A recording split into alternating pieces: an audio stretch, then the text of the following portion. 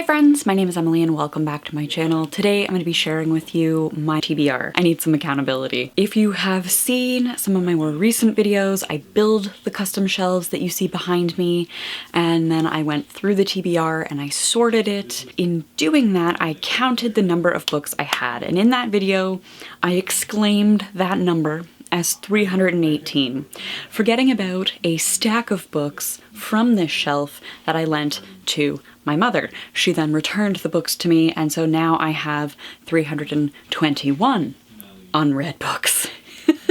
Not much better, not much worse, but with that in mind, I'm feeling really motivated to read what I own, and I'm hoping that by setting myself a TBR of 10 books, which is my goal every month, I set the goal to strive towards 10 books. I suppose a page count would be better, but like the thing that I'm aiming for is 10 books as an arbitrary stretch goal each month. If you have any thoughts on these, I would love to hear from you. First things first, let's talk about the small book club book. So this is for a drop-in book club that I host. There's a live stream for it, public to everyone, at the end of April. The last Saturday in April will be the live. And so currently we will be reading Room of One's Own by Virginia Woolf. So this is based on 2 talks that she gave, I believe, and she's combined them into this more narrative essay from what I've heard. She's using a lot of metaphor, so it's not your like dry Judith Butler feminist thinking. This is apparently, I haven't read this, apparently a little more literary. I'm hoping it will be fun to read. So that is the first thing. If you want to join along, please do. I would love to chat about this with you and see how a white woman, her thoughts on what women need sits in 2022. I feel like there will be some critique here. The next thing that I would like to read, I have 2 books here, Emperor Mage and The Realm of the Gods by Tamara Pierce. These are the next 2 books in the Immortals series. I am endeavoring to reread Tamara Pierce's bibliography this year. One of my books on my 5 books to reread this year TBR is one of the last duologies in the Tortall universe. I'm working my way through. Currently, I'm almost done Wolf Speaker, which is the 2nd book in this quartet, and I feel like it's very doable to read both of these. They're like maybe 4 or 5 hours of reading. Like if I had a solid block of time, I could crush each of these in a day. I know that. Do I have that time together? Not usually, but maybe. This is a stretch goal, right? The point of the TBR is to be ambitious. So this is about Dane, who is a young human with wild magic. It's different from the gift that we see in the other Tortall books.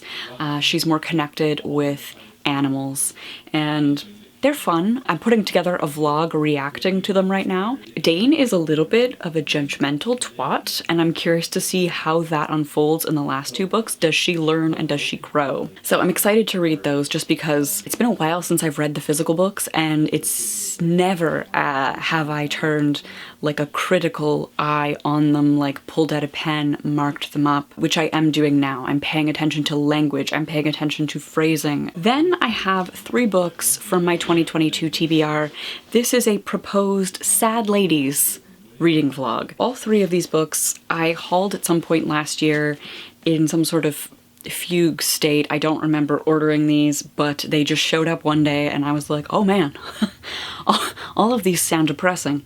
So I have I Who Have Never Known Men by Jacqueline Hartman. This is about 39 women who live imprisoned in a cage underground. I have Girls Against God by Jenny Haval. Blurbs on the back talk about how she's a master of quiet horror and wonder. Surreal, blunt, unique novel, themes of alienation, queerness, and the unsettling nature of desire. It's meant to defy the idea of women's bodies as pristine and plush and reshape it into something more dreadfully real. So again, I don't really know what this is about, but the blurbs sort of indicate a theme to me. And then I have Water Shall Refuse Them by Lucy McKnight Hardy. I believe I picked this up because Shirley Jackson was referenced it. Yes, reminiscent of the suspense of Shirley Jackson and soaked in the folk horror of the British Isles. It's an atmospheric coming-of-age novel and a thrilling debut. So because I purchased these together and they were all sort of recommended together, like I think I looked at this one and then the bookstore's algorithm was like, hey, if you like sad ladies, here. So I want to read these three together. Okay, and so then the last things are, again, from my TBR. I'm pulling from my TBR for this year. This is part of the reread TBR, and it is Smoke It's in Your Eyes by Caitlin Doughty.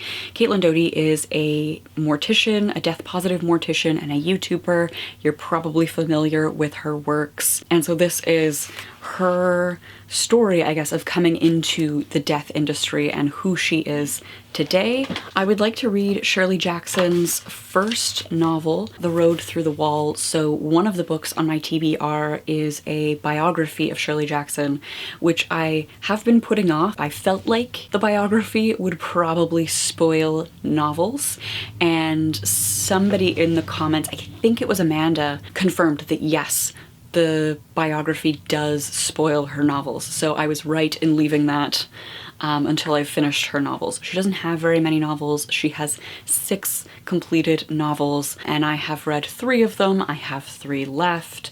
So it is on my list this year to tackle Shirley Jackson. So why not start in publication order? Just because I feel like from what I've experienced so far, I started with her most well-known novels, The Haunting of Hill House and We Have Always Lived in the Castle, and those were her last published novels, her most recent novels. And then I went back to, I think it was like her second published novel or her third published novel, and I noticed a clunkiness to them. She was still interested in similar ideas, but they weren't as polished, they weren't as crisp. After that, I decided to read her novels in publication order. Again, we'll just read the bottom part of the blurb because I don't want to spoil it too much. But exposing the murderous cruelty of children and the blindness and selfishness of adults, Shirley Jackson reveals the ugly truth behind a perfect world. And then I have the final 2 books in Lilith's Brood by Octavia Butler. So I read Dawn, and I talked about it in my February wrap-up, which I will link up above. And Dawn was incredible but intense. Like, thinking through the moral and ethical implications of Dawn was a lot. And so I decided to take a little break, and I am going to go back for Adulthood, Rites, and Imago, the next 2 novels in this trilogy. So this is 3 novels that have been bound up into one collection. Just a fun fact, because eventually I'm going to be baffled by this. This book is fucking with my Goodreads. So my Goodreads and Storygraph, I'm counting this as one book, but because of how I review things in my bullet journal, I have reviewed Dawn and counted it as a separate novel. So at some point I am going to have more written reviews for novels this year than I have. I'm gonna forget about this and come back to like my bullet journal stats tracking and be like, why are the numbers off again? This is why. Just putting it out there in the universe right now. This book will be why. Those are the books that I want to read in April. Did I say March? April. I mean April. I'm hoping that breaking it down again and setting like smaller bite-sized pieces to tackle when I finish something and I'm like, I don't know what to do next.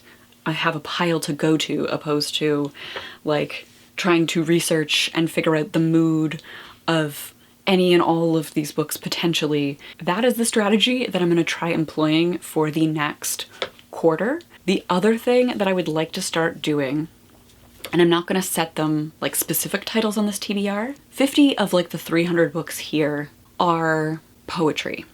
I picked up a poetry box from an indie poetry publisher that I love.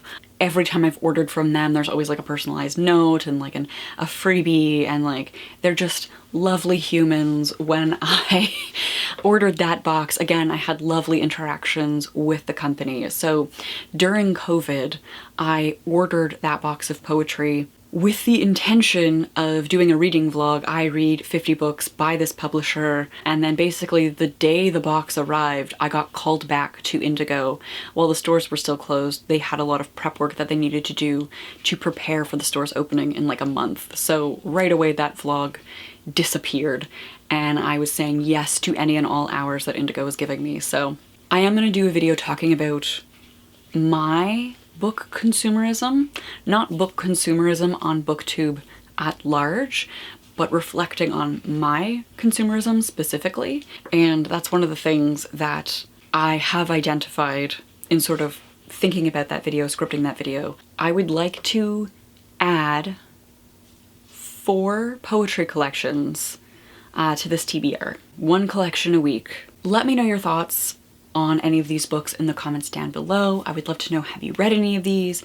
What do you think of them? If you have any questions about consumerism, like book buying, building personal libraries that you would like to have me think through and answer in that video, please leave those down below as well, and I will hopefully incorporate any questions into that. Before we go, we have to thank my patrons who make videos like this possible.